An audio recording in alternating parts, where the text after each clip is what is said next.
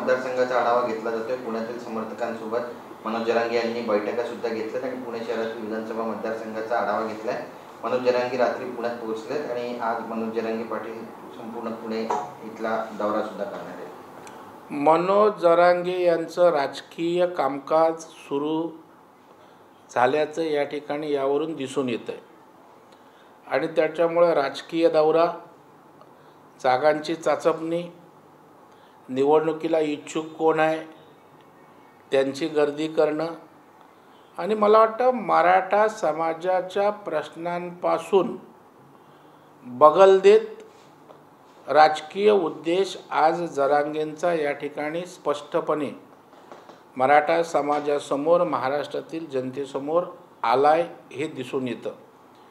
कारण माझंही पहिल्या दिवसापासून, म्हणजे मी ज्या दिवशी 17 जुलैला पहिला बोललो तेव्हा सांगितलं की जरांगेंचे मराठा आरक्षण आणि समस्या प्रश्नांच्या संदर्भातली भूमिका आता बाहेर येत नाही।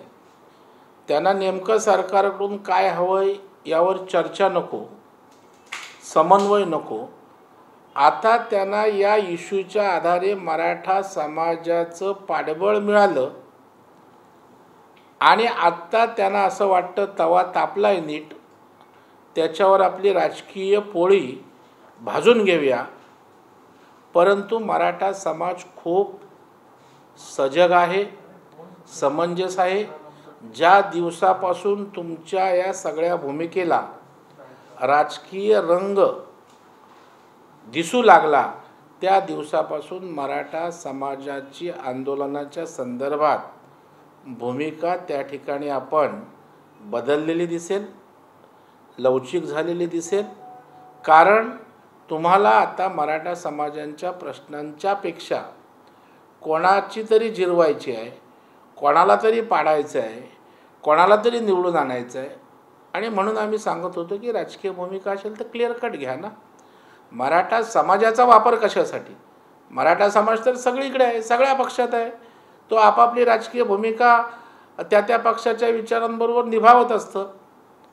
परंतु मराठा समाजाचं समर्थन घ्यायचं, वेगवेगळ्या प्रकारच्या भूमिका त्यांच्या मनामध्ये संभ्रम निर्माण करायचा आणि आपली राजकीय पोळी भाजायची, यालाच आमचा आक्षेप आहे। परंतु शेवटी जे पोटात होतं ते ओटात आलेलं आहे आणि आता राजकीय भूमिका जरांगेंची सुरू झाल्याचं स्पष्टपणे दिसतंय। मराठा तरुणांनी राजकारणात यावं असं तुम्ही म्हणाल का? मला वाटतं जी कर्तृत्ववान मराठा समाजाची मुलं आहेत, महिला आहेत, ते आपापल्या पक्षात आपापल्या परीनं राजकारण करतच असतात आणि ते राजकारणात यशस्वी होत आहेत।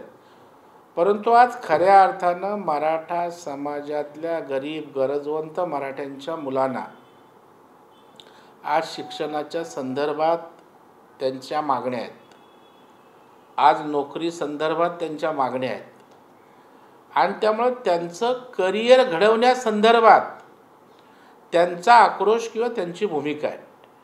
मग जर आपण मराठा समाजाच्या विद्यार्थ्यांचे प्रश्न, त्यांच्या नोकरीचे प्रश्न, त्यांच्या पदोन्नतीचे प्रश्न अशा प्रकारे जर महत्त्वाचे विषय सोडून आज त्याच तरुणांना राजकारणामध्ये आपण त्या ठिकाणी ओढणार असू तर मला वाटतं चुकीचं ठरेल। आणि ही तरुण पिढी, बेरोजगारांची पिढी आज त्या ठिकाणी आपल्या करिअरसाठी आज आग्रही असताना तुमच्या राजकारणासाठी एका चांगल्या पिढीचं भविष्य त्या ठिकाणी आपण दिशाहीन करू नये अशी आम्हाला त्या ठिकाणी अपेक्षा आहे, किंबहुना आमची आग्रहाची नम्र विनंती आहे। कारण मराठा समाजामध्ये मुलं आहेत, गेले 20, 25, 30 वर्ष अनेक लोक याच्यामध्ये या मुलांच्या करिअरसाठी काम करतात। आता त्या ठिकाणी निवडणुकीचं गाजर दाखवून त्या ठिकाणी वापर करून घेण्याचं काम कोणी करू नये अशी माझी समाजाचा एक बांधव म्हणून नम्र प्रार्थना असेल आणि ते समाजाशी द्रोह करणारे ठरेल।